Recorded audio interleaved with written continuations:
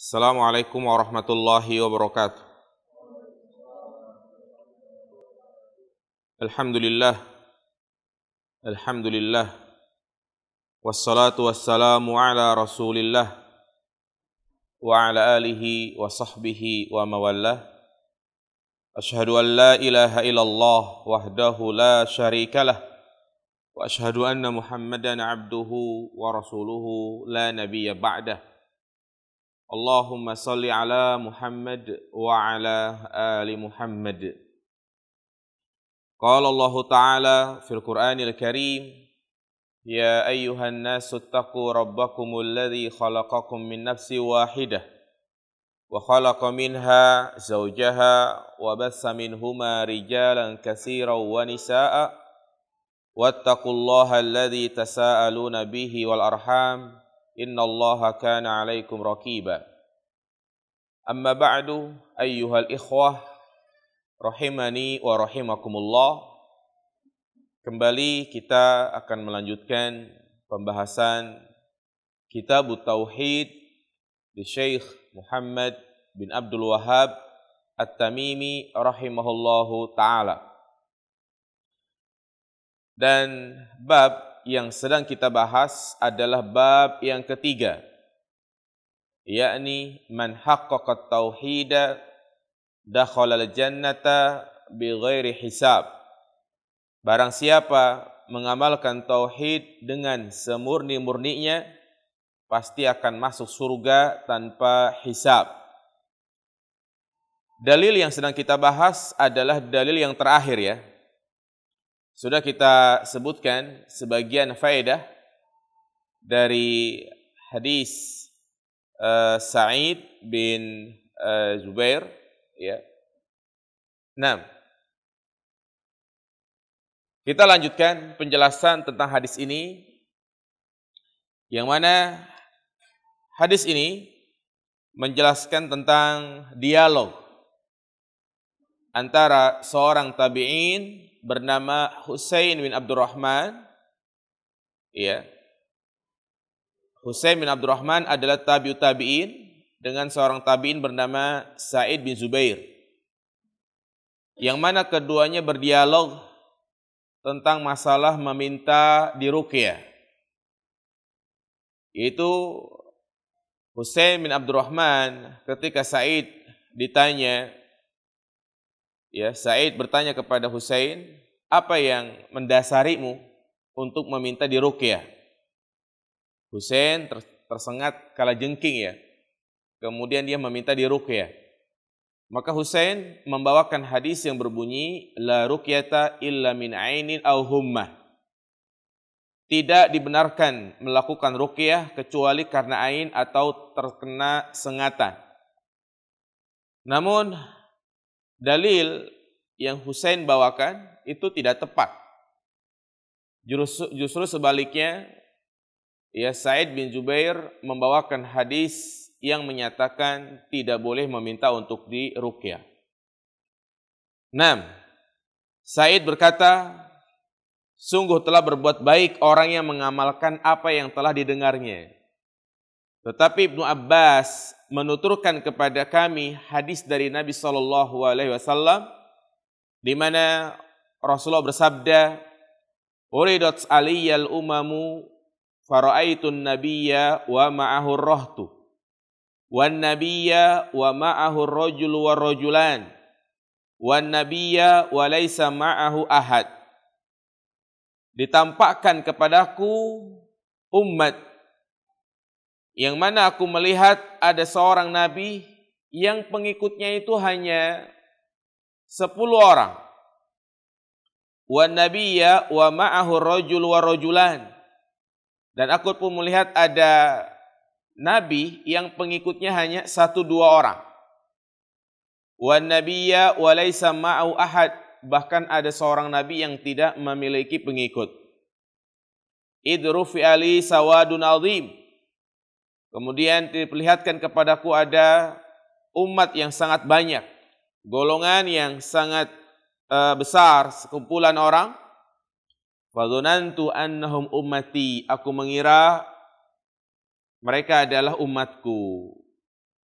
Faqila li, dikatakan kepadaku, hadza Musa wa qaumuhu, ini adalah Nabi Musa dan kaumnya.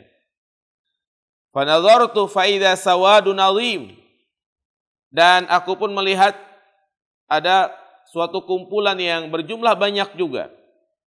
Kemudian dikatakan kepadaku, hadza ummatuka, ini adalah umatmu. Wa ma'ahum sab'una alfan yadkhuluna al-jannata bighairi hisabin wala azabin. Dan bersama mereka ada 70.000 yang masuk surga tanpa hisab dan tanpa azab. Tsumma nahadha fadakhala manzilahu. Nabi pun bangkit dan masuk ke rumahnya. Fakhadun nasu fi ulaika. Para sahabat pun membicarakan, siapakah mereka itu? Wa qala ba'duhum, di antara mereka ada yang mengatakan fala'allahumul ladzina sahibu Rasulullah. Mungkin mereka adalah yang menemani Rasulullah. Wa qala ba'duhum, sebagian lagi ada yang mengatakan fala'allahumul ladzina wulidu fil Islam falam yusyriku billahi syai'a.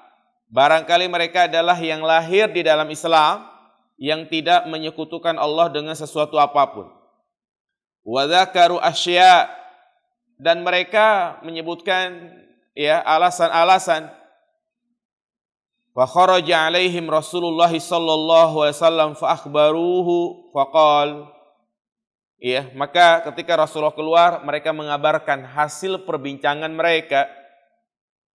Nabi mengatakan, humul ladzina la yastarqun wa la yaktawun wa la yatatayyarun wa ala rabbihim yatawakkalun. Mereka adalah orang-orang yang tidak meminta diruqyah, ini pertama. Yang kedua, mereka yang tidak diobati dengan kai, yaitu diobati dengan besi panas. Wa la yatatayyarun, dan mereka tidak melakukan tatayyur. Wa ala rabbihim yatawakkalun, dan mereka bertawakal kepada Allah Subhanahu wa taala. Ini penggalan hadis yang sudah kita bahas pada pertemuan sebelumnya, dan banyak faedah-faedah yang belum kita sebutkan. Perhatikan jamaah yang dirahmati Allah Subhanahu wa taala. Di sini Rasulullah sallallahu alaihi wasallam ketika melakukan Isra dan Mi'raj, beliau diperlihatkan, diperlihatkan nabi-nabi sebelum beliau, di mana beliau melihat ada nabi yang pengikutnya itu hanya sedikit, 1-10 orang. Bahkan ada nabi yang pengikutnya itu hanya 1-2 orang. Dan yang lebih yang lebih parah lagi, ada nabi yang tidak memiliki pengikut. Walaisa ma'ahu ahad, tidak ada pengikut sama sekali. Apa pelajaran penting yang bisa kita ambil jamaah sekalian? Menunjukkan kepada kita bahwa parameter timbangan kebenaran itu bukanlah mayoritas atau minoritas. Patokan parameter kebenaran adalah dengan mengikuti dalil, baik dari Al-Quran maupun dari As-Sunnah. Itulah parameter kebenaran. Jadi sekali lagi, banyak dan sedikitnya, mayoritas atau minoritas, ini bukan parameter kebenaran. Banyak masyarakat kita menganggap suatu kebenaran kalau yang mengikuti itu banyak. Terkadang ada suatu tradisi yang bertentangan dengan nilai-nilai syariat, yaitu banyak dilakukan oleh umat manusia. Dianggap itulah kebenaran. Ketika dinasihatin, Pak, itu tradisi yang bertentangan dengan syariat. Dia menjawab, ini kan sudah dilakukan dari sejak dulu turun-temurun. Dan juga banyak masyarakat kita melakukannya. bahkan dianggap suatu kearifan lokal. Seperti apa contohnya? Sesajen. Memberikan sesajen yang jelas menurut syariat Islam ini adalah bentuk kesyirikan. Karena ketika dia mempersembahkan makanan kurbannya bukan untuk Allah, ya, tetapi dia persembahkan untuk jin, syaitan, penunggu tempat tersebut. Nah, karena itu banyak dilakukan oleh orang, dianggap itu kebenaran. Ini jelas keliru jamaah sekalian. Jadi sekali lagi, ya, parameter kebenaran adalah mengikuti dalil. Justru kalau kita mengikuti kebanyakan orang, kita akan tersesat. Apa kata Allah Subhanahu wa taala dalam surat Al-An'am ayat 116? Wa in tuti aksara man fil ardi yudillukan sabilillah. Jika engkau mengikuti kebanyakan orang, maka mereka akan menyesatkanmu. Iya. Seperti misalnya kebanyakan wanita di tempat-tempat umum, kita lihat mereka banyak tidak memakai jilbab. Maka itu bukan kebenaran. Iya. Ketika ditanya, kenapa kamu nggak pakai jilbab? Banyak kok perempuan-perempuan yang lain nggak pakai jilbab. Ini keliru. Iya. Yudillukan sabilillah. Mereka akan menyesatkanmu dari jalan yang lurus. Justru kebalikannya jamaah dirahmati Allah Subhanahu wa taala, orang yang mengikuti kebenaran itu kata Allah sedikit. Orang yang berilmu itu sedikit. Apa kata Allah Subhanahu wa taala dalam surat Al-A'raf ayat 187? Walakinna aksaron nasi la ya'lamun. Kebanyakan manusia mereka tidak mengetahui. Ya.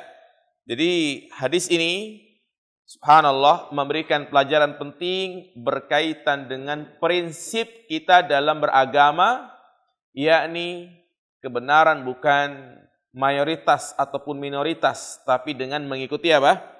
Dalil. Iya. Demikian pula berkaitan dengan dakwah. Terkadang ada sebagian orang berdakwah yang datang di suatu kajian itu sedikit. Atau mungkin seorang membuat channel YouTube yang memberikan like atau followernya itu hanya sedikit. Ya. Maka tidak mengapa jamaah sekalian. Karena dakwah itu tujuannya bukan untuk mendapatkan follower yang banyak, yang menyukai banyak, tidak. Tetapi eksistensi dalam berdakwah adalah menyampaikan kebenaran. Yang Allah nilai di dalam berdakwah adalah prosesnya, bukan hasilnya. Itu yang harus betul-betul dipahami oleh para penggiat kajian, oleh para panitia kajian. Bukan ya keinginan agar jamaah yang datang itu membludak banyak, itu bukan tujuan. Itu khawatir termasuk bentuk riya, euforia, senang dengan jamaah yang hadir banyak. Ya, dakwah itu bukan seperti itu tujuannya jamaah sekalian. Dakwah yang penting berjalan, prosesnya seperti apa. Adapun yang datang banyak ataupun sedikit, maka itu tidak jadi masalah. Lihat di sini. Ada nabi yang pengikutnya cuma 1-2 orang. Bahkan ada nabi yang tidak memiliki pengikut. Bahkan disebutkan ada seorang tabi'in, ya, Nafi'. Dia seorang tabi'in, muridnya Abdullah bin Umar. Abdullah bin Umar siapa jemaah? Sahabat. Ya. Apa kata Imam Malik? Imam Malik mengatakan, aku belajar bersama An-Nafi', muridnya Ibnu Umar, seorang diri. Jadi sendirian dia belajar. Iya. Jadi ini jamaah dirahmati Allah Subhanahu wa taala, faedah yang sangat penting ya, berkaitan dengan prinsip-prinsip dalam berdakwah. Jadi yang penting adalah kita menyampaikan al-haq, kebenaran. Ya. Yang datang sedikit ataupun banyak, itu bukan suatu permasalahan. Baik. Sehingga dari faedah ini ya, jangan kita tertipu dengan banyaknya yang mengikuti. Kadang kita lihat di YouTube ada sebagian ustadz-ustadz yang mengajak kepada kebid'ahan. Ya, dai-dai yang jelas-jelas akidahnya rusak, mengajarkan tentang persamaan agama, menghalalkan yang haram, pengikutnya banyak, followernya banyak, bahkan mungkin jutaan. Bukan itu yang kita ikuti. Iya, dikatakan oleh ulama salaf, alaika bitariqil haq wala tastauhish liqillatis salikin. Hendaknya engkau berada di atas kebenaran, walaupun yang mengikuti kebenaran tersebut sedikit. Wa iyyaka wa tariqal batil wala taghtar bikasratis salikin.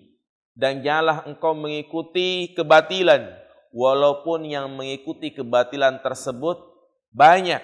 Dan janganlah engkau tertipu dengan banyaknya orang yang mengikuti kebatilan tersebut. Jelas jamaah sekalian? Iya.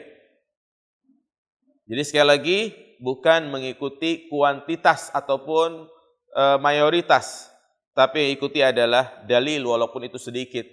Makanya Rasulullah mengatakan, al-mutamassiku bisunnati yauma idzin kal qabidi 'alal jumar.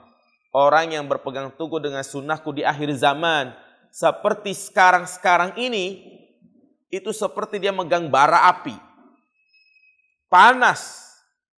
Banyak ujian, banyak cobaan, banyak cemoohan. Yang justru ketika seseorang menjalankan Islam secara totalitas, misalnya dia berusaha untuk memakai cadar misalnya, dia berusaha untuk menjaga sunnah-sunnah Nabi dengan cara memelihara jenggotnya, menaikkan celananya di atas mata kaki, dia rajin mengerjakan sholat berjamaah, dianggap, ada yang mengatakan, itu emang Islam apa itu dia itu? Aliran apa emang itu dia? Ya, padahal itulah yang benar. Justru dia nggak tahu kalau merasa dirinya itu adalah Islam yang benar. Ketika jilbabnya mungkin hanya jilbab segitiga atau mungkin nggak pakai jilbab. Orang Islam nggak pakai jilbab justru mengatakan kepada muslimah yang memakai jilbab besar atau memakai cadar, bilang apa? Itu emang dia Islam apa? Iya, karena nggak tahu tentang hakikat apa? Islam. Baik, itu faedah dari peristiwa Nabi SAW melihat ada Nabi yang tidak memiliki pengikut. 6.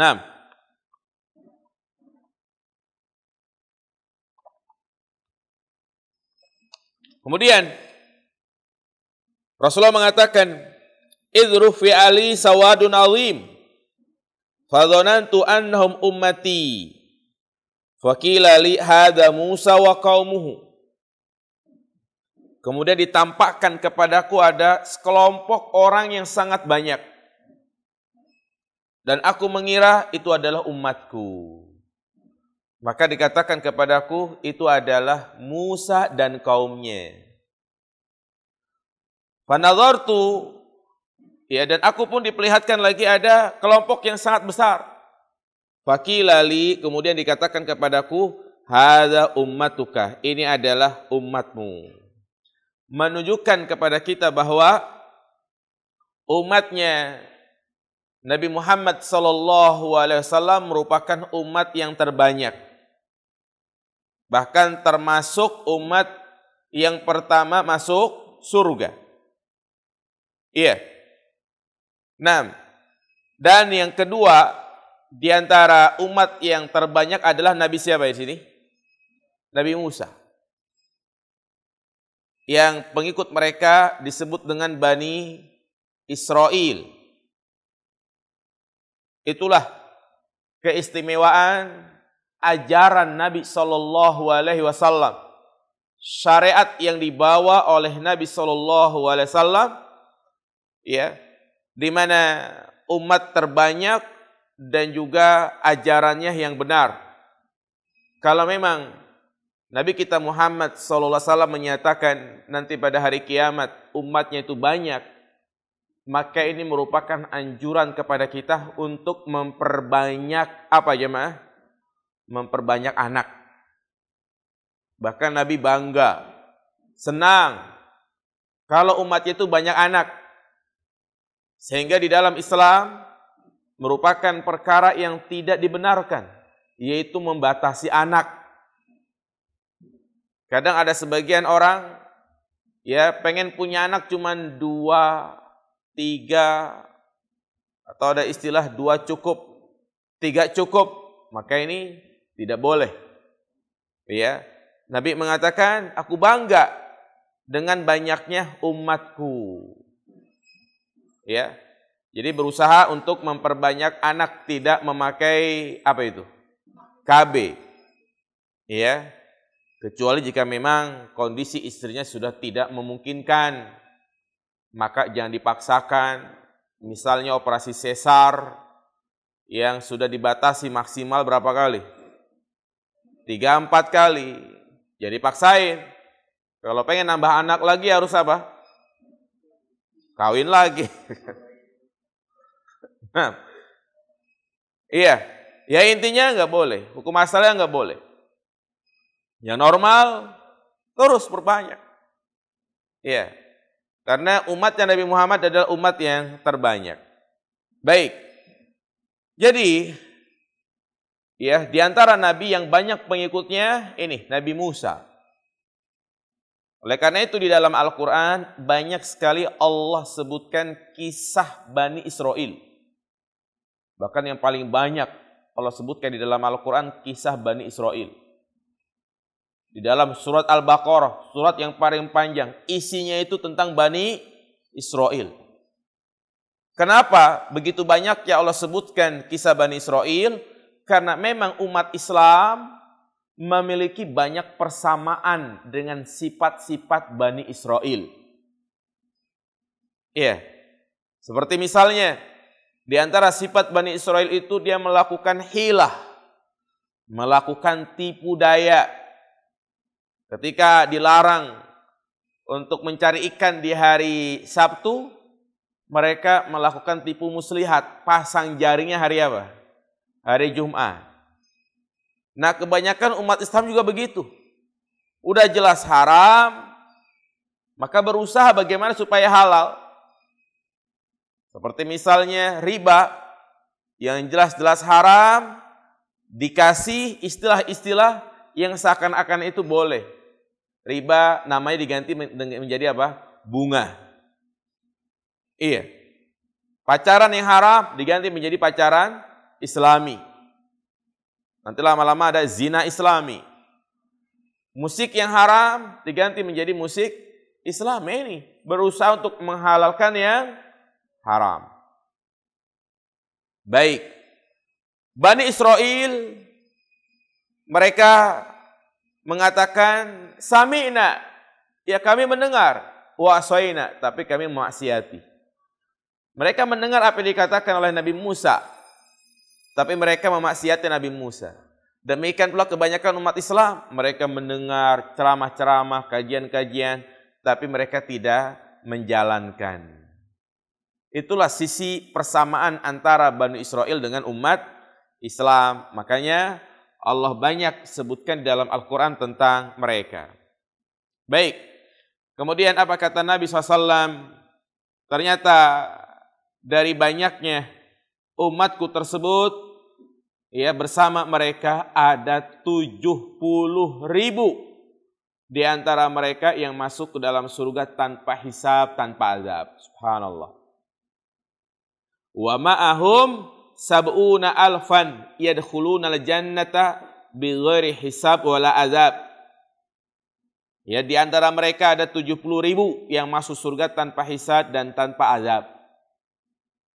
Bahkan dalam riwayat Imam Ahmad dan Imam Baihaqi, ya dalam kitab Al-Bahsun Nusur terdapat tambahan yang sangat bagus dari segi sanadnya, ya, dan juga dari sisi maknanya.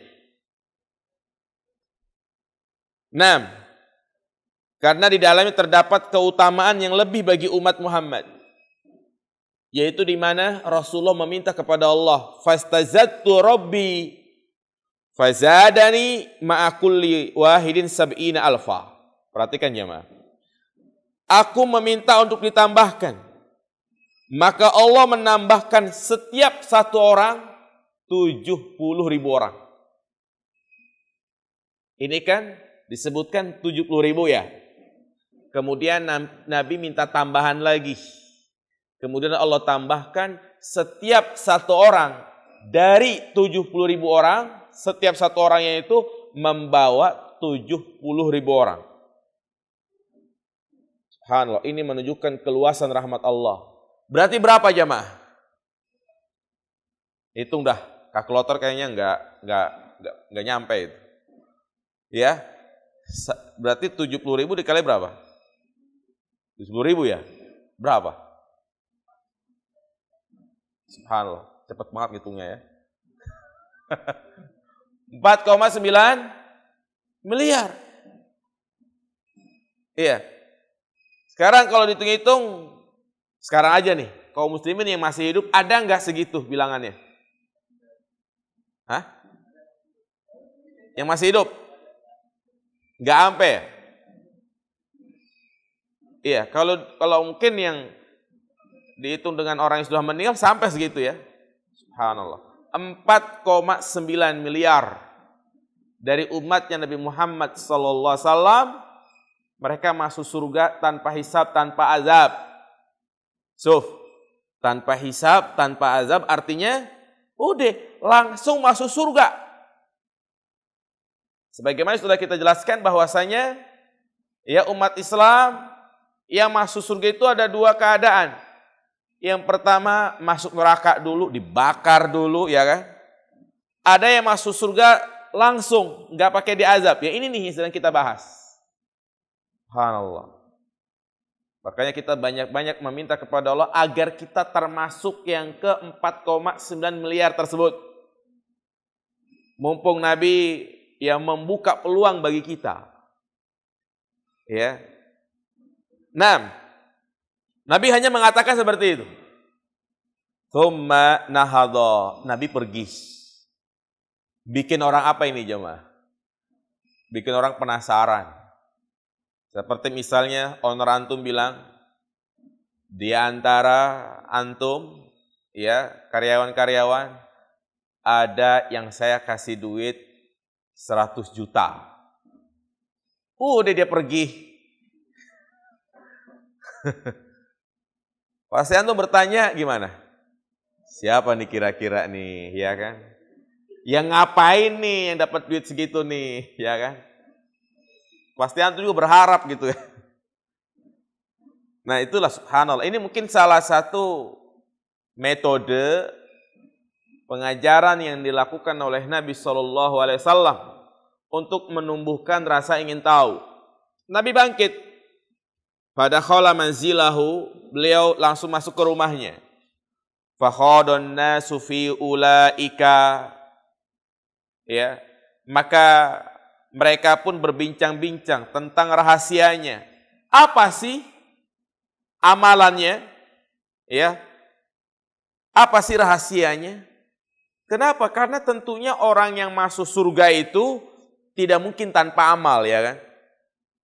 Orang yang masuk surga pasti dia punya amalan.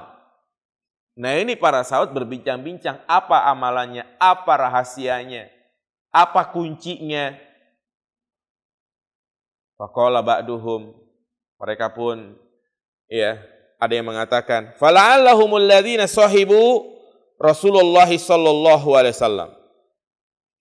Nah, mungkin mereka adalah orang-orang yang menemani Rasulullah sallallahu alaihi wasallam. Artinya para sahabat. Para sahabat jumlahnya berapa jemaah? 114.000 kalau nggak salah. Nanti dicek lagi itu. Iya. Nah, ada lagi yang mengatakan, fala'allahumul ladzina ulidu fil Islam. Barangkali mereka adalah orang yang lahir dalam keadaan Islam. Artinya sejak lahir dia sudah Muslim. Falam yusyriku billahi syai'a, yang tidak menyekutukan Allah sama sekali. Wa dzakrul asya', dan mereka pun terus berdiskusi menyebutkan ya rahasia-rahasia yang lain. Makanya ini juga menunjukkan kepada kita di mana para sahabat berdiskusi untuk mengetahui rahasia dia masuk surga. Menunjukkan bolehnya kita berdiskusi dan berdialog. Tapi tujuannya adalah untuk mencari kebenaran, bukan untuk mencari pembenaran. Apa kata Syekhul Islam Ibn Taimiyah?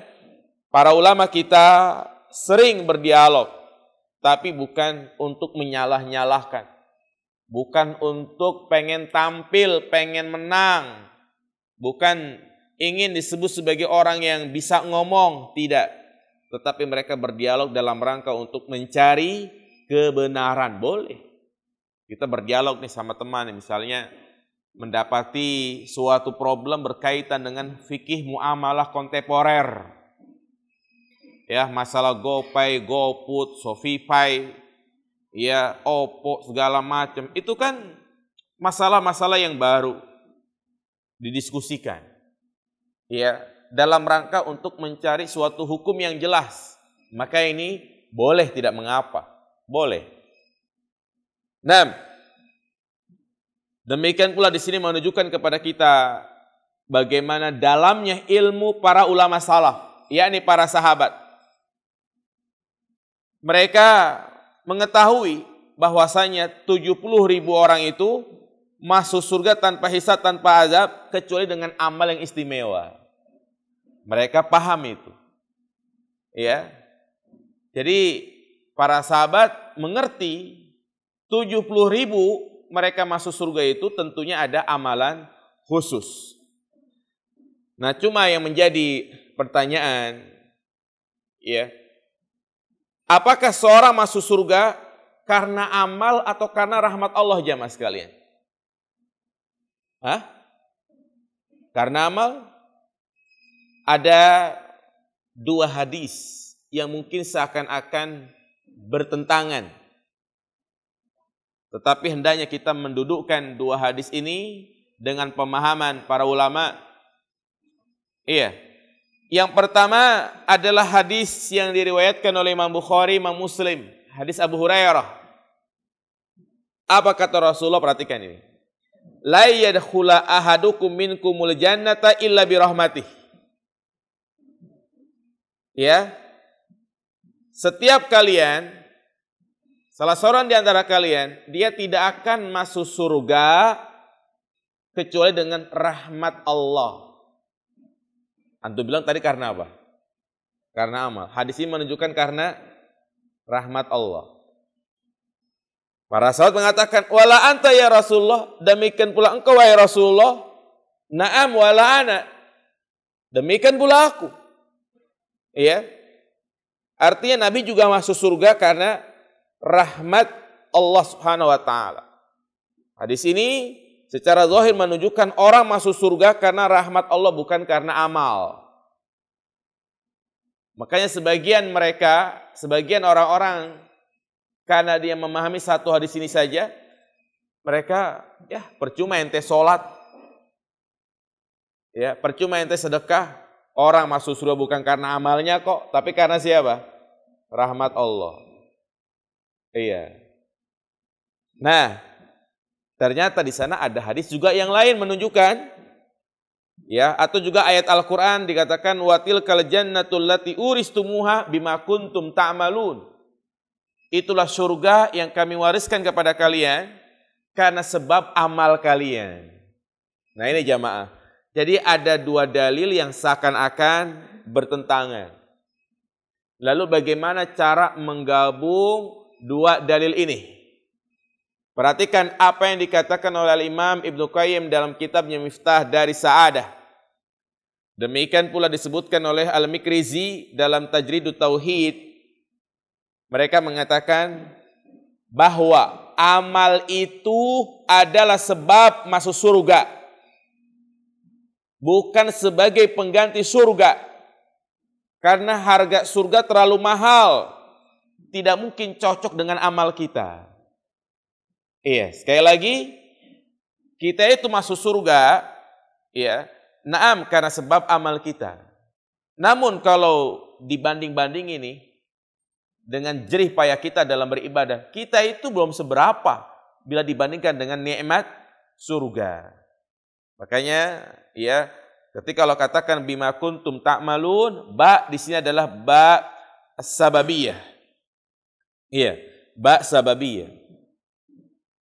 Nah, ketika sebagai contoh misalnya yang datang kajian lebih awal, maka saya kasih hadiah rumah di BSD gitu. Kira-kira dengan balasan itu setimpal atau tidak jemaah? Enggak setimpal ya kan?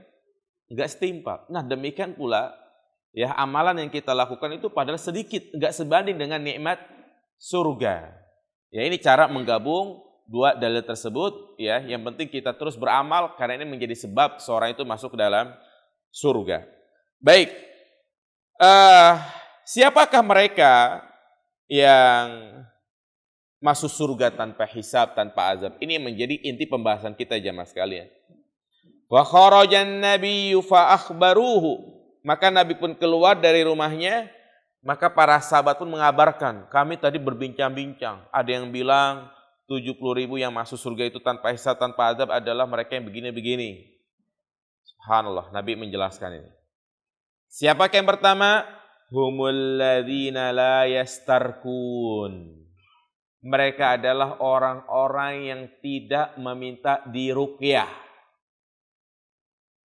Apa maksudnya? Ya, mereka kalau mendapatkan gangguan jin atau mungkin sedang sakit, dia ruqyah sendiri. Ini disebut namanya ruqyah mandiri. Nah, dan memang inilah yang lebih utama jamaah sekalian. Ya, agar kita tidak meminta diruqyah. Adapun kalau dia diruqyah tanpa meminta, maka ini diperbolehkan. Kenapa meminta diruqyah itu tidak boleh? Ya, artinya tidak meminta diruqyah itu lebih utama. Ada 3 alasan. Ya. Yang pertama, karena orang yang meminta diruqyah, tawakalnya itu berkurang kepada Allah Subhanahu wa taala. Jadi tawakalnya berkurang. Coba aja. Misalnya ada seorang yang selalu kesurupan. Setiap diruqyah sama Ustadz A, jinnya kabur. Iya. Kemudian sebulan 2 bulan kambuh lagi. Pasti dia cari siapa lagi? Ustadz A ya kan? Minta, ada nggak nomor HP Ustadz A? Emang kenapa? Kambuh lagi tuh. Ya, dipanggil lagi Ustadz A untuk ngeruqyah lagi. Mabur lagi jinnya. Besok kalau datang lagi pasti nyari siapa lagi? Ustadz A lagi, nah itu. Jadi tawakalnya berkurang kepada Allah Subhanahu wa taala. Kemudian yang kedua, berarti dia telah menghinakan dirinya. Menghinakan dirinya, dia enggak pede. Ya. Artinya kalau dia sendiri yang meruqyah, jinnya enggak takut. Berarti kan dia menghinakan dirinya. Hanya bisa kabur kalau diruqyah oleh orang lain. Dan yang ketiga adalah ketergantungan. Ya, ketergantungan. Maka kalau ada yang bertanya apa hukum meminta diruqyah? Ya, hukum meminta diruqyah hukum asalnya adalah makruh. Ya, makruh. Artinya lebih utama adalah kita ruqyah mandiri. Ya, misalnya dia berasa ada yang ganggu, misalnya wanita gitu kan. Kebanyakan dia diganggu gitu ya. Dia datang ke suatu tempat, kadang-kadang ada penampakan, dia melihat sesuatu yang aneh, maka jangan langsung telepon Ustadz A, telepon Ustadz B untuk meminta diruqyah, jangan. Tapi berusaha untuk ruqyah sendiri. Mudah insyaallah ruqyah sendiri jemaah.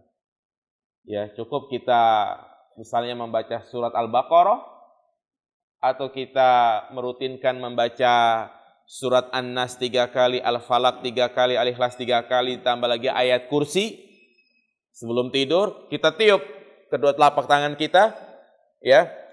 Ya, kemudian kita usap ke seluruh badan. Itu ruqyah apa namanya? Mandiri. Atau dengan merutinkan baca zikir pagi dan petang. Rutinin jamaah sekalian. Baca zikir pagi dan petang. Kalau bisa dihafal, biar kita bisa membacanya bagaimanapun keadaan kita, sambil ngetik, sambil nyetir, sambil masak, sambil nyetrika, sambil membaca apa? Zikir pagi dan petang. Iya. Tetapi kalau memang dia sudah berupaya untuk ruqyah mandiri, ya, enggak sembuh-sembuh juga, maka boleh dia meminta untuk diruqyah. Namun yang pertama dia berusaha untuk apa? Ruqyah mandiri. Karena disebutkan beberapa riwayat, ya, Nabi juga pernah para sahabat meminta ruqyah kepada Nabi SAW. Seperti misalnya Nabi pernah menyuruh ibunya anak Ja'far, Asma bin Umais, buat anak-anaknya Ja'far karena kurus, kemudian dia pun meminta untuk dibacakan Al-Quran. Maka ya ini, namun tentunya yang lebih utama adalah kita ruqyah mandiri. Jelas jamaah sekalian? Ya, kalau dia meminta diruqyah berarti dia tidak mendapatkan keutamaan ini. Karena mereka yang mendapatkan masuk surga tanpa hisab adalah la yastarqun, yang tidak meminta untuk diruqyah. Kalau ada yang bertanya, bagaimana model-model ruqyah di zaman sekarang? Ada toko atau selebaran, ya, yang mengiklankan ruqyah. Atau juga ada istilah ruqyah massal. Ada nggak itu jamaah? Nah itu nggak boleh seperti itu jamaah ya. Ya kita nggak boleh ikut-ikutan. Itu model ruqyah yang tidak pernah dituntunkan oleh Nabi SAW.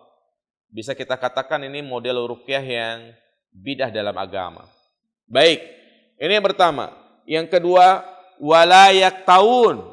Di antara mereka yang masuk surga tanpa hisab adalah yang tidak meminta untuk diobati dengan besi panas atau disebut namanya al-kai. Dulu di antara pengobatan adalah dengan al-kai, yaitu menggunakan besi panas. Ya, maka ini tidak dianjurkan. Yang ketiga, wala yatatayyarun. Mereka tidak melakukan tatayyur. Apa itu tatayyur? Tatayyur menganggap sial. Dikatakan tatayyur itu berasal dari kata tiarah yang artinya burung. Karena dulu orang-orang jahiliyah menganggap sial dengan pergerakan burung. Jadi kalau mereka hendak safar, mereka melihat burung. Kalau ternyata ada segerombolan burung berjalan ke arah kiri, berarti ini akan mendatangkan sial. Makanya mereka mengurungkan safarnya. Sama juga ya tatayyur di zaman sekarang ini yang menganggap sial seperti misalnya dengan kejadian-kejadian tertentu ya. Dan tatayyur itu ada dua macam. Ada yang sifatnya positif, ada yang sifatnya negatif. Yang positif itu ya dia menganggap itu akan mendatangkan keuntungan. Yang negatif yang sifatnya mendatangkan kerugian. Yang positif contoh misalnya ada kupu-kupu di rumah berarti ada apa itu? Tamu, itu namanya tatayyur. Ya, tangan gatal bakal dapat duit ya kan? Tangan kesemutan, wah ada yang mau kasih duit nih. Udah tahu stroke aja.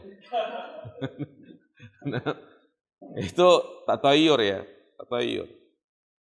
Ya, apalagi, banyak deh masyarakat kita. Saya tuh ngumpulin buku bentuk-bentuk tatayyur di tengah masyarakat. Ada yang sifatnya negatif. Itu negatif ya, kebanyakan orang-orang dulu nggak boleh ini, nggak boleh itu. Ya, nanti akan mendatangkan kesialan. Jangan sapu lidi, jangan diduduki, nanti anaknya banyak. Ya. Kemudian terutama tatayyur dengan bilangan-bilangan tertentu. Di sebagian tempat itu mereka nggak mau kalau nomor rumahnya angka berapa? Angka 13. Ya, nggak mau. Nggak mau nempatin rumah yang istilahnya tusuk sate. Tatayur ini. Makanya rumah yang area tusuk sate itu nggak laku. Kenapa jamaah? Tahu kan tusuk sate? Jadi ada di pertigaan dia.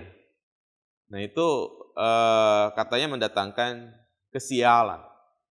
Termasuk juga tatayur itu kalau misalnya kita berdagang, kemudian ada pembeli pertama, jangan sampai gagal. Karena itu sebagai penglaris. Ya kan? Kalau jadi beli itu uangnya diapain? Dikepret-kepretin, ya kan? Iya. Jadi jangan sampai gagal. Berarti kalau gagal, seterusnya pun akan apa? Banyak orang yang nggak beli. Nah ini tatayur. Ya. Bilangan-bilangan tertentu mendatangkan kesialan. Seperti di gedung-gedung tinggi itu nggak ada angka 13. Ya, angka 13. Kenapa jemaah sekalian? Ya karena gedungnya cuma sampai 12 doang ya. Iya, tapi beda kalau kita mencari angka-angka yang cantik tuh ya. Misalnya menikah cari angka yang cantik boleh. Seperti besok nih yang mau nikah bulan Februari ada tuh angka yang cantik ya. Tanggal 2, bulan 2, 2022. Ada yang mau nikah sekarang?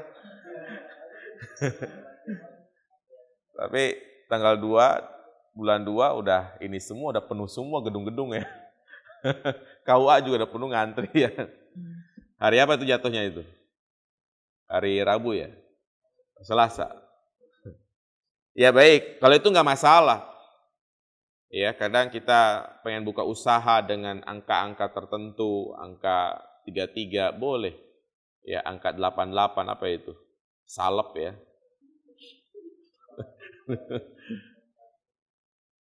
Baik ya Mas sekalian. Jadi itu ya 4 sifat. Yang terakhir, wa 'ala rabbihim yatawakkalun. Mereka yang betul-betul tawakal kepada Allah Subhanahu wa taala, menyandarkan hatinya kepada Allah Subhanahu wa taala. Ini yang banyak hilang di tengah-tengah kaum muslimin. Ketika mereka diuji mendapatkan musibah, kadang rasa tawakalnya kepada Allah berkurang.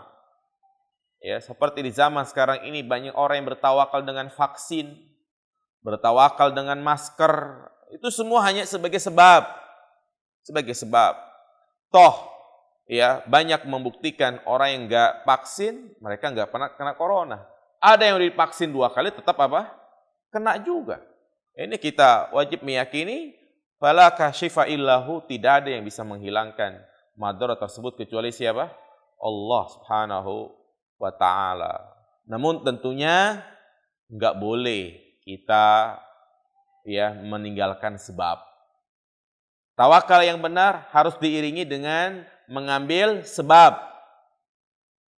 Karena hukum alam yang sudah ditentukan oleh Allah Subhanahu wa taala, sesuatu itu terjadi ada sebab dan ada musababnya. Pengen kenyang ya harus makan.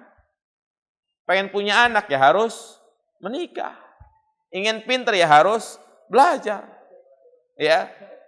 Demikian pula kalau kita ingin nggak kena virus, ya mungkin pakai masker, vaksin.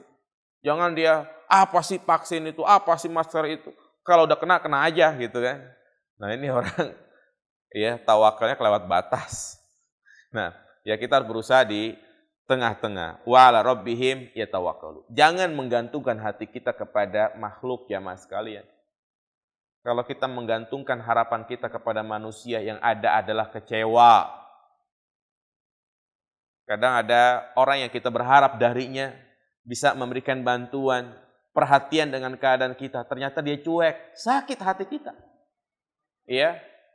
Maka bergantunglah, berharaplah kepada Allah Subhanahu wa taala dan awali setiap aktivitas kita dengan tawakal kepada Allah Subhanahu wa taala, karena insya Allah hasilnya, endingnya itu tidak akan membuat kita sedih.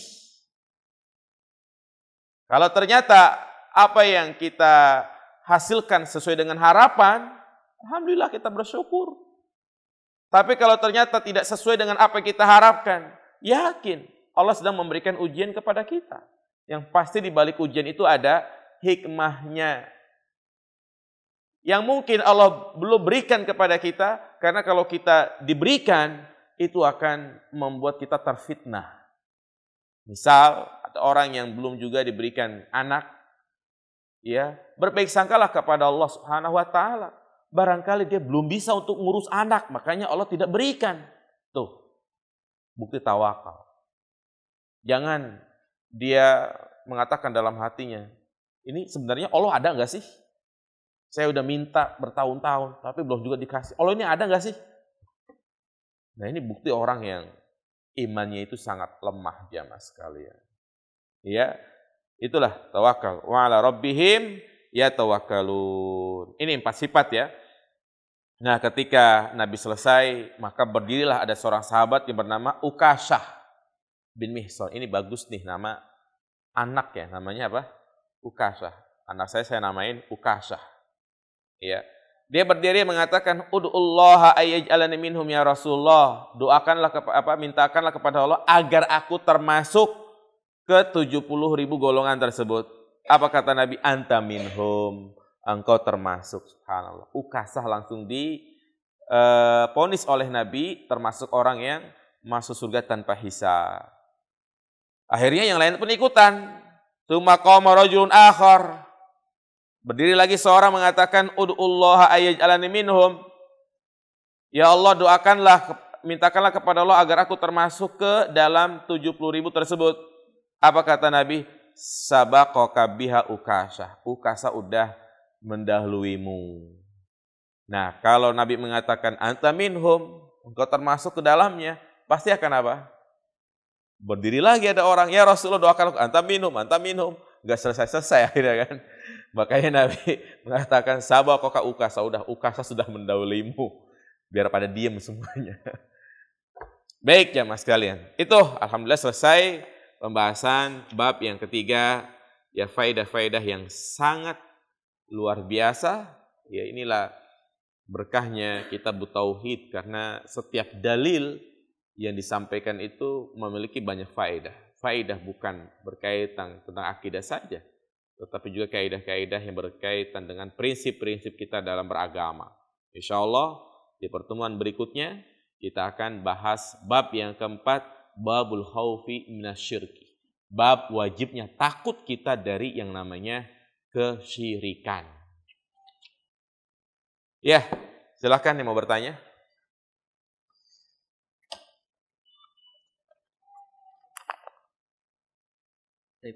Bismillahirrahmanirrahim. Assalamualaikum warahmatullahi wabarakatuh. Sebelumnya syukran Ustaz sudah diberikan kesempatan untuk bertanya. Menarik Ustaz terkait pembahasan kita hari ini, khususnya terkait tadi tentang 70.000 orang yang akan dijamin oleh Allah masuk surga tanpa hisab, tanpa azab gitu kan. Jujur ketika awal saya pernah mengkaji ini sempat agak pesimis gitu, maksudnya dengan nominal ini. Tapi setelah tadi disebutkan, kenapa? Karena memang tadi ada hadis lain yang tadi saya sebutkan, ada 114.000 sahabat yang menurut Imam Suyuti kalau tidak salah ya, Iya. 114.000 sahabat.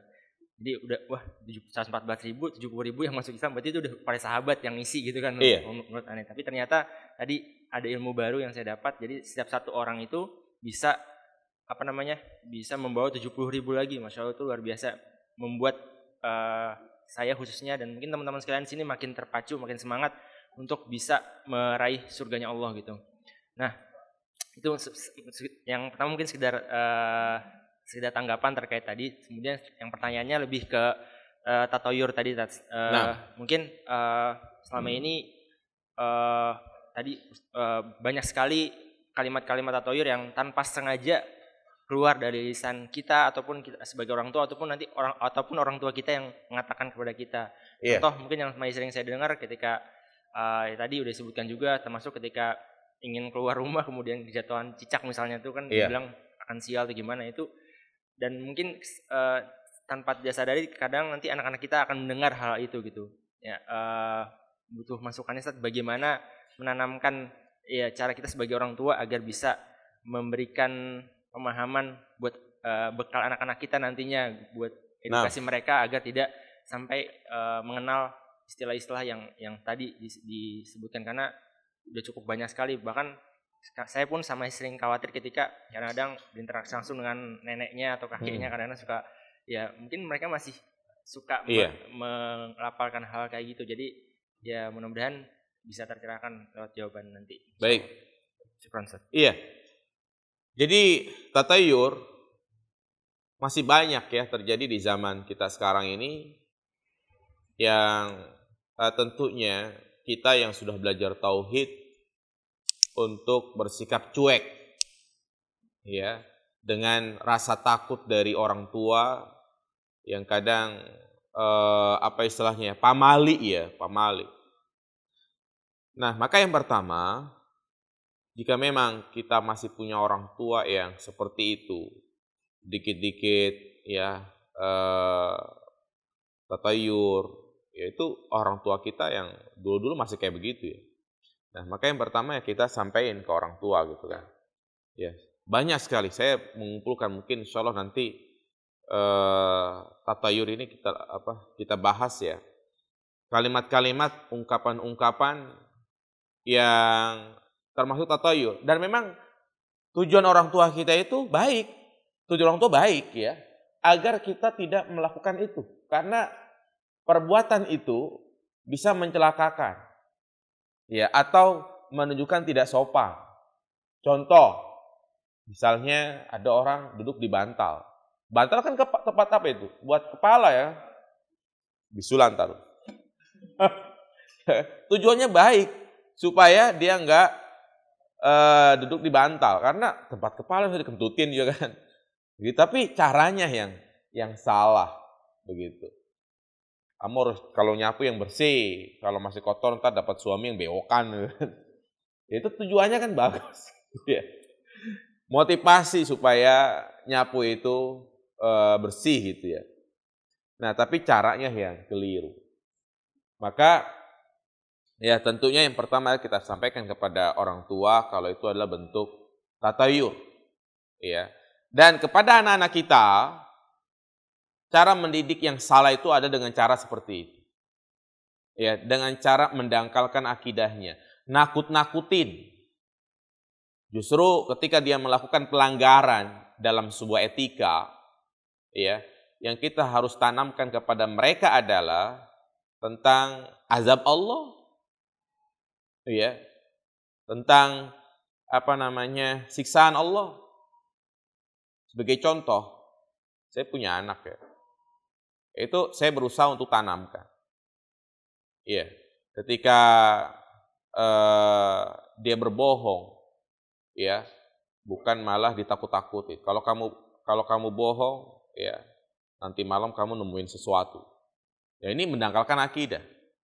Tapi kita ajarkan, ya, makanya ketika dia misalnya ingin menyampaikan kalau itu adalah benar, dia selalu bilang begini, yang bikin saya kadang terenyuh gitu kan. Ya udah, kalau nggak percaya nanti kita lihat di padang mahsyar. Yes. Bahasa gitu ya. Ya, ini kan berarti sudah terbentuk nih akidahnya. Ya. Jadi yang dia takutkan adalah Allah Subhanahu wa taala di padang mahsyar akan diperlihatkan. Itu yang harus kita tanamkan. Ya, kalau kamu berbohong, ingat nanti di padang mahsyar ada yang namanya al-hisab, di mana Allah akan menampakkan kebohongan-kebohongan. Di situ dia akan malu. Tuh, tanamkan seperti itu. Itu cara menanamkan kepada anak. Ya, menumbuhkan rasa takut kepada Allah Subhanahu wa taala. Apalagi anak-anak usia SD itu susah untuk menumbuhkan kesadaran. Tapi itulah pendidikan anak, terus diulang. Jangan bosan-bosan. Seperti halnya saya ngajar, ya, mereka masuk jam 7 sampai setengah 8 itu pembinaan. Pembinaan ngapain? Udah, diulang-ulang tuh doa zikir pagi, petang, diulang-ulang, doa ini, doa itu. Terus seperti itu. Itulah memang pendidikan anak. Ya, dan kalau memang ya kita punya nenek, kakek yang artinya dia keras kepala ya, kadang-kadang dibilang nyalakan dia, ya kita berusaha untuk meminimalisir anak kita dididik oleh nenek kita. Karena khawatir yaitu merusak akidah. Ya. Jika ingin bertaubat, apakah harus melaksanakan sholat taubat atau hanya dengan memperbanyak zikir? Sholat taubat hukumnya hanya sunnah. Syarat taubat yang diterima adalah di mana dia beriktikad untuk tidak melakukan maksiat tersebut. Kemudian yang kedua adalah dia menyesali dari perbuatan yang dia lakukan. Kemudian yang ketiga, dia meninggalkan perbuatan maksiat tersebut. Dan yang keempat, kalau itu berkaitan dengan dosa manusia, dia harus meminta maaf. Itu yang penting. Percuma dia sholat taubat setiap hari, tapi kalau maksiat jalan terus. Kagak diterima kalau kayak gitu, mah. Ya, sholat taubat sifatnya hanya sunnah. Makanya dikatakan sholat sunnah taubat. Yang penting 4 tadi itu. Dia tinggalkan, menyesali. Misalnya dia bertaubat dari pacaran, ya udah dia nggak pacaran lagi. Percuma dia taubat dari pacaran tapi pacaran terus. Ya, cara taubat dari pacaran kawin udah. Nikah selesai. Itu baru taubat yang benar. Begitu. Jelas ya? Nah.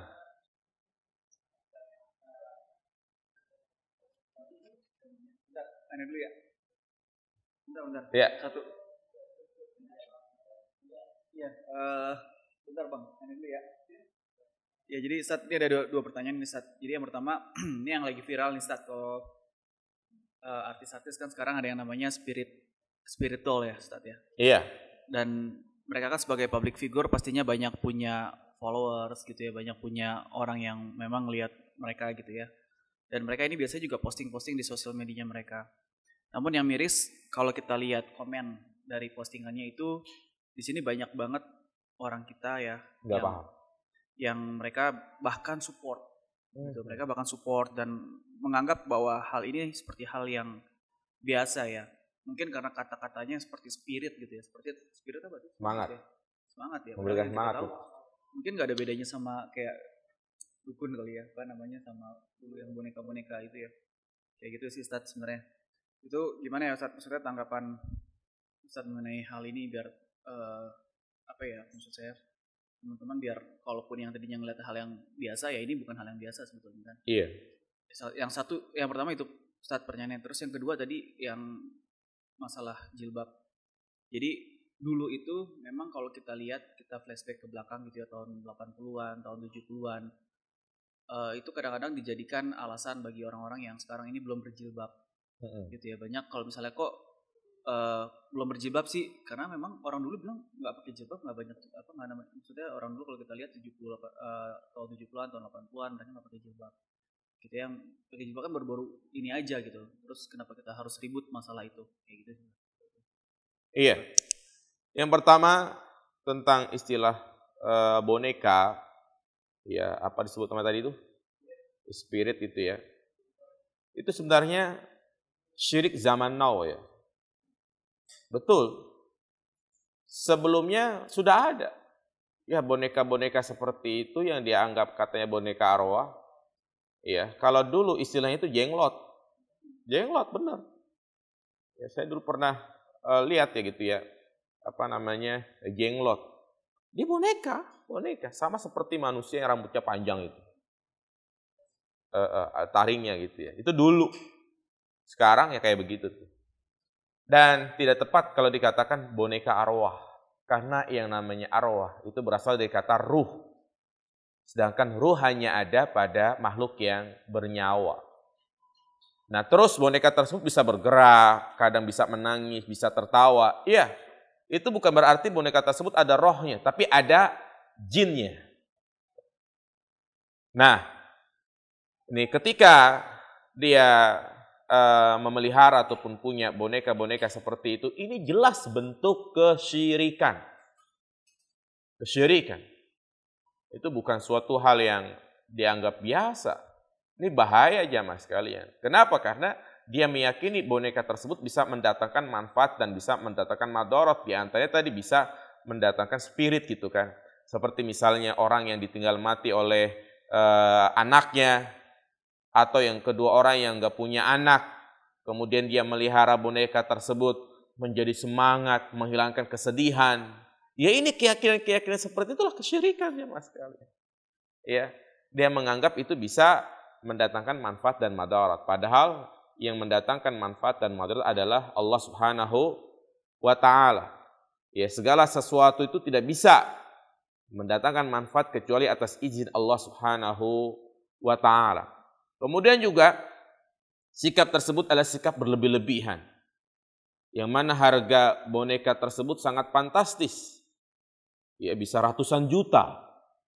Nah, kemudian juga sampai ada iklan siapa yang mau jadi babysitter ya kan. Dengan gaji sebulan berapa itu? 10 juta. Nah, ini menghambur-hamburkan harta. Lebih baik dia ngasuh anak yatim. Iya, daripada dia ngasuh boneka yang ya Allah ya. Ya gitulah kejahilan ya Mas sekalian, kejahilan.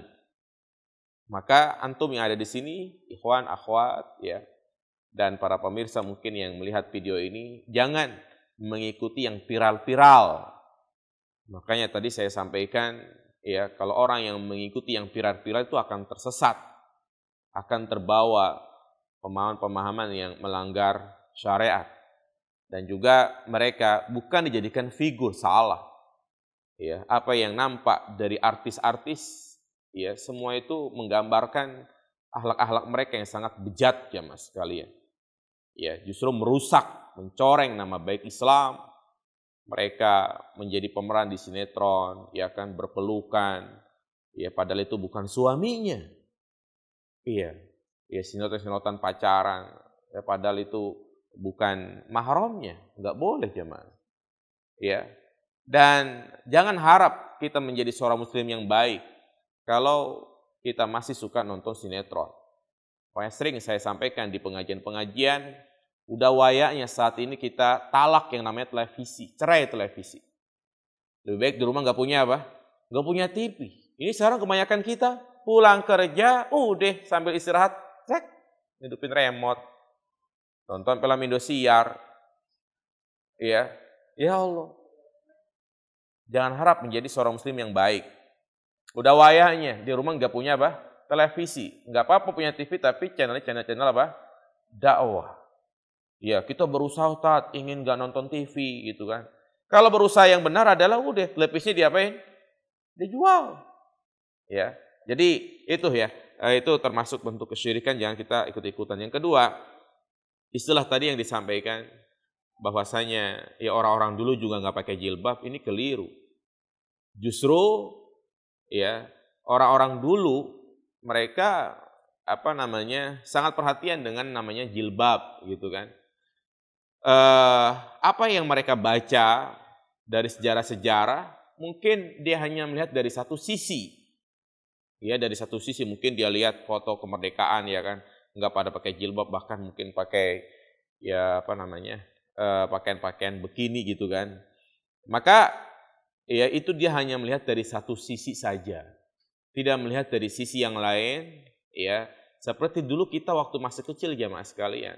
Ya kita melihat di mana orang kampung gitu kan, mereka justru pakai jilbab. Justru kalau nggak pakai jilbab mereka apa? Malu begitu. Ya, dan yang kedua tentunya yang menjadi standar kita dalam beragama bukan mengikuti sejarah.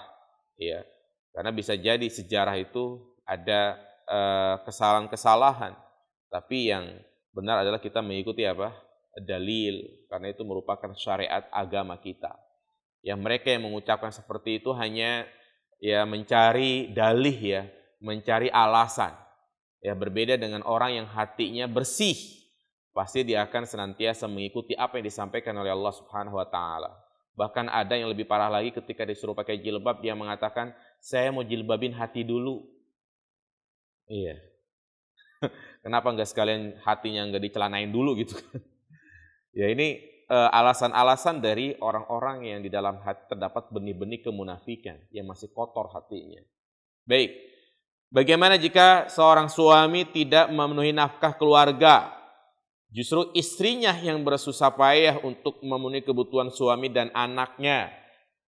Ada dua sikap, secara umum saya sampaikan. Sikap yang pertama adalah bersabar. Bersabar. Ya, udah. Dia mungkin melihat kalau bercerai maslahatnya madaratnya lebih besar. Ya, anak-anak banyak tanpa sosok seorang ayah, dia melihat keadaan seperti itu. Kemudian juga mungkin dia memandang, ya kalau saya cerai nikah lagi, tidak mendapatkan suami yang sebaik ini.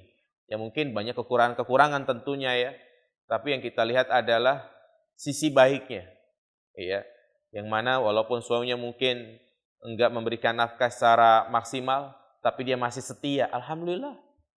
Ya, enggak selingkuh, alhamdulillah.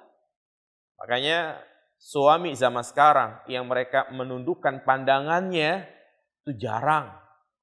Bersyukur ya para akhwat kalau punya suami yang enggak jelalatan matanya.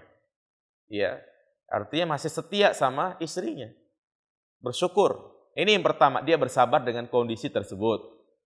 Yang kedua, kalau sudah misalnya dia siap untuk segala-galanya, ya karena nafkah itu kan menjadi prinsip dalam rumah tangga.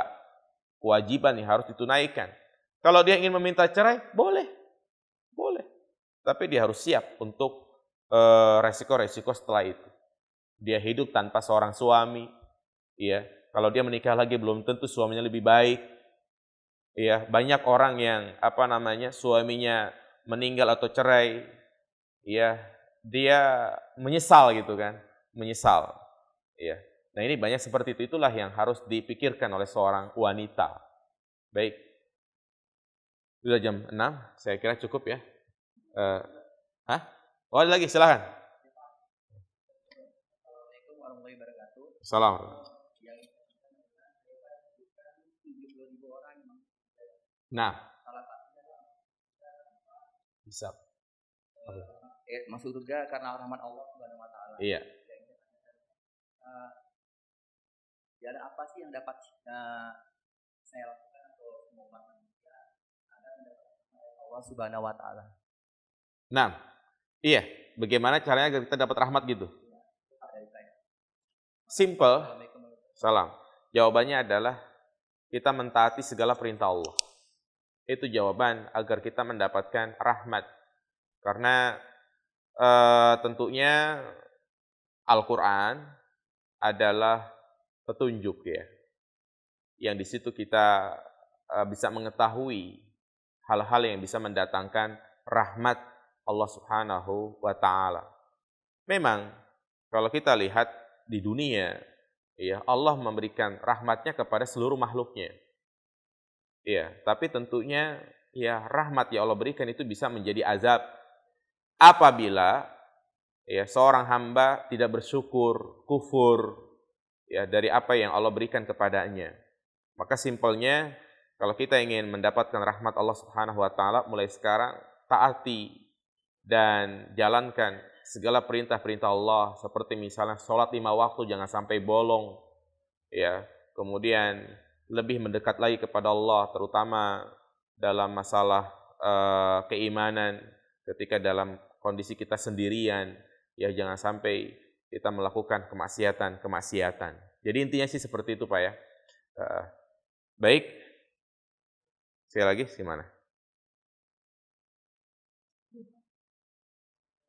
Pertanyaan dari komen Instagram Ustaz. Di zaman seperti ini khususnya orang tua masih banyak yang mengistilahkan pamali, apalagi jika sedang hamil. Banyak larangannya seperti jangan duduk di depan pintu, nanti cacat anaknya. Dan pertanyaannya bagaimana sikap kita untuk menyikapi orang-orang yang masih percaya dengan hal tersebut, dan amalan sunnah pada saat hamil itu apa? Iya, baik. Ya itu memang pertama ya, masih banyak tadi yang disampaikan istilah-istilah pamali, terutama bagi orang yang sedang dalam keadaan hamil. Maka yang pertama kalau kita masih punya orang tua yang kayak begitu, ya tentunya harus disampaikan baik-baik.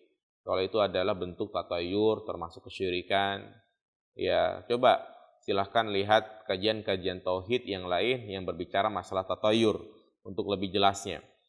Kemudian yang kedua, ya kalau ada orang tua yang model kayak begitu, istilahnya kita ribet justru ya. Kita kan berharap mungkin orang tua ya membantu, tapi malah bikin ribet, maka berusaha untuk mandiri. Berusaha untuk apa? Mandiri dan jangan nyusahin orang tua lagi. Ya, kadang orang tua udah susah ngurus kita, malah dibikin susah untuk ngurus anak kita ya kan. Nah itu jangan seperti itu gitu ya, kecuali kalau memang itu atas kemauan orang tua sendiri. Beda. Ya, kalau emang kita nggak mampu ya mungkin bisa sewa pembantu gitu kan. Ya, artinya berusaha untuk tidak merepotkan orang tua kita.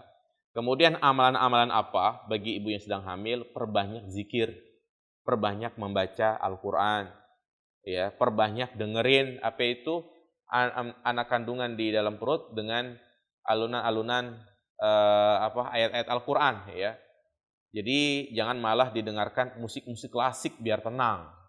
Kadang ada gitu ya, supaya enggak gerak-gerak mulu, dikasih dengerin musik klasik. Justru ketika anak di dalam perut itu banyak gerak, bersyukur jamaah sekalian. Kenapa? Air ketubannya banyak. Ya. Kadang ada orang yang justru mereka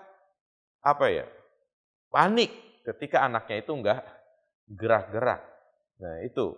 Jadi bacakan Al-Quran, perbanyak zikir, ya, perbanyak sedekah, itu amalan-amalan bagi wanita yang sedang hamil. Enggak ada sunahnya, ya. Kalau misalnya anaknya laki-laki, katanya disuruh baca surat apa itu? Yusuf. Kalau anaknya perempuan, disuruh baca surat Maryam, supaya cantik, supaya ganteng. Terus kalau anaknya baca surat Al-Fil, gimana dia? Iya. Kalau dia baca surat Al-Baqarah, gimana itu? Apa artinya? Sapi, ya. Iya, khawatir ya itu hanya sugesti. Jadi kita kembalikan kepada Allah Subhanahu wa taala. Ya, demikian semoga bermanfaat. Subhanakallahumma bihamdika asyhadu an la ilaha illa anta astaghfiruka wa atubu ilaik. Assalamualaikum warahmatullahi wabarakatuh.